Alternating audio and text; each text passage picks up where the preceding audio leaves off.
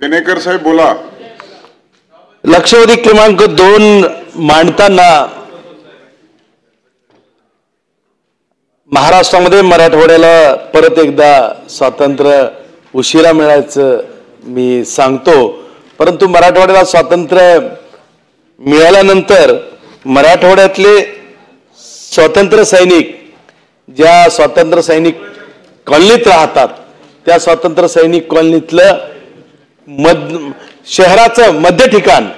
जे औरंगपुरा म्हणलं जातं तिथं स्वातंत्र्य सैनिक कॉलनी आहे आणि या स्वातंत्र्य सैनिक कॉलनीमध्ये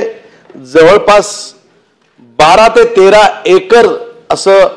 खुले प्रांगण आहे आणि ते जिल्हा परिषद शाळेला लागून आहे, सरस्वती भुवन महाविद्यालयाला लागून आहे, मॉन्टेसरी महाविद्यालयाला लागून आहे, अनेक शाळा महाविद्यालय तिथं आहे आणि अशा शाळा महाविद्यालय असणारं आणि तिथं जिल्हा परिषद शाळाला लागून जिल्हा परिषदचं प्रांगण लागून एक स्वातंत्र्य सैनिकांची कॉलनी आहे आणि या स्वातंत्र्य सैनिकांच्या मोठी कॉलनी ज्या स्वातंत्र्य सैनिकांनी मराठवाड्याला स्वातंत्र्य मिळवण्यासाठी रक्त सांडलं आणि खऱ्या अर्थाने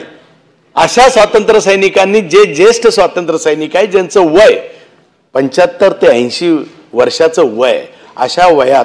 त्यांच्या बाजूला असलेल्या प्रांगणामध्ये जी अवस्था आहे ती अवस्था पाहता कधी कधी वाटतं हे मराठवाड्यातलं स्वातंत्र्य त्यांनी व्यक्त केलेली व्यथा आहे सभापती महोदय, आणि त्यांनी व्यक्त केली की आमच्या बाजूला जे घाणीचं साम्राज्य जे महानगरपालिकेने जे डम्पिंग ग्राउंड कचऱ्याचं या जिल्हा परिषदच्या मैदानावर जे केलं आणि इतक्या मोठ्या प्रमाणावर हे कचऱ्याचं डम्पिंग ग्राउंड आहे आणि ते नुसतं डम्पिंग ग्राउंड कचऱ्याचं नाही, घाणीचं साम्राज्य नाही, तिथं गुन्हेगारीचं साम्राज्य चालू झालेलं आहे, नशेच्या व्यसनाधीन लोकांचं गुंडांचं साम्राज्य तिथं आहे आणि त्यामुळे अशा प्रकारे अशा या मोठ्या ग्राउंडला लागून असलेल्या स्वातंत्र्य सैनिकांच्या कॉलनीत ज्यावेळेस ही 15 ते 20 ज्येष्ठ 75 ते 80 वयाची नागरिक आमच्याकडे सातत्याने निवेदन घेऊन येतात आणि त्या अधिकाऱ्यांच्या महानगरपालिका असो, पोलीस आयुक्त असो किंवा जिल्हा परिषद असो यांच्या दारामध्ये वारंवार चक्रा मारतात आणि सांगतात की हे घाणीचे साम्राज्य हलवा इथून तिथं डेंगू सारखे आजार, साथीचे आजार, मलेरिया सारखे आजार, वेगवेगळे आजार म्हणजे साथ नसताना सुद्धा म्हणजे पावसाळ्यात खऱ्या अर्थानं साथीचे आजार होतात पण इथं उन्हाळ्यात सुद्धा साथीचे आजार व्हायला लागले, इतकं मोठं घाणीचं साम्राज्य तिथं असल्यामुळं खऱ्या अर्थानं यांचं सगळ्यांचं सुरुवात करायला हरकत नाही, यांचं खरं तर आरोग्य धोक्यात येण्याचं आणि सभापती महोदय या लोकांच्या वयानुसार आपण यांना यांच्या पाल्यांची अवस्था काय आहे, आज स्वातंत्र्य सैनिक ज्यांनी मराठवाड्यासाठी लढलं त्यांच्या पाल्यांची अवस्था काय आहे, तिथे ज्या शाळा आहे तिथे जवळपास हजारो विद्यार्थिनींचा वावर आहे आणि खुलेआम तिथं पत्ते खेळले जातात, नशेचे प्रकार केले जातात आणि अशा पूर्ण या मोठ्या ग्राउंडला खऱ्या अर्थानं कोणत्याच प्रकारचं आळा तिथं नाहीये, कोणत्याच प्रकारचं बंधन नाहीये आणि त्यामुळे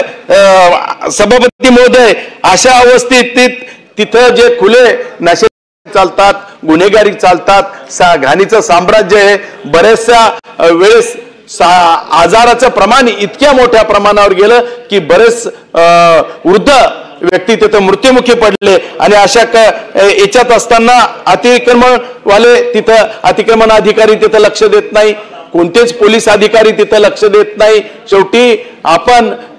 कोणत्याच प्रकारचा तिथं बंधन असं उरलेलं नाहीये आणि त्यामुळे ही हवालदिल झालेली मंडळी आहे,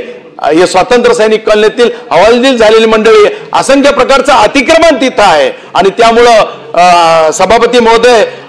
मला माझा प्रश्न एवढा विचारायचा आहे की त्या ग्राउंडवरील अनधिकृत बांधकाम वरील कारवाई कधी थांबवणार आहेत का, या ग्राउंडवर अवैध धंदे करणाऱ्यावर काही कारवाई करणार आहात का आणि ग्राउंडवर कचरा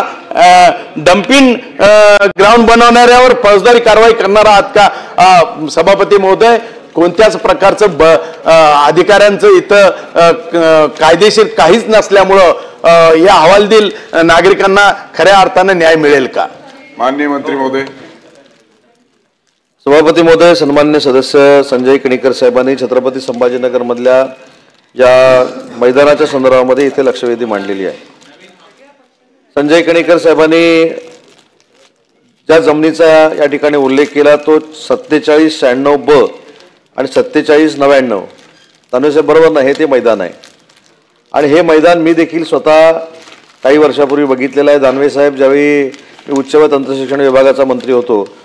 तरी खऱ्या अर्थानं राजकीय जीवनात माझ्या छत्रपती संभाजीनगर शहर मला जर कोणी दाखवलं असेल तर दानवेसाहेब तुम्ही मला दाखवलं, याबद्दल दुमत असण्याचं काही कारण नाही. पण हल्ली मला ते काय बोलवत पण नाहीत, माझ्याबरोबर बसत पण नाहीत. पण हा एक महत्वाचा मुद्दा आहे. मी मध्यस्थी करू का? तुमच्या दालनात बैठकीसाठी तुमच्या दालनात. तर या बाबतीमध्ये एक वस्तुस्थिती दानवेसाहेब खरी आहे की हे जे मैदान आहे हे अतिशय चांगल्या पद्धतीचं ठेवलं गेलं पाहिजे, याबद्दल दुमत असण्याचं काही कारण नाही. संजय केणेकर साहेबांनी आज उत्तरामध्ये जे काही लिहिलंय त्याचा उल्लेख केला. संजय केणेकर साहेब, उत्तरामध्ये काही जरी असलं तरी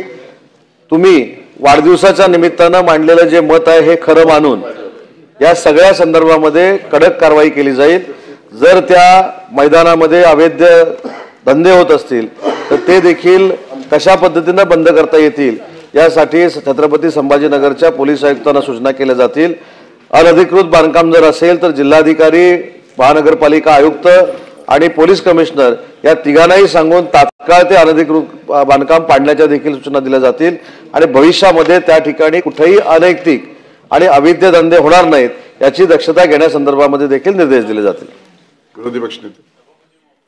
बेसिक मुद्दा असा आहे, मान्य केणेकर साहेबांनी सांगितलं की तिथे स्वातंत्र्य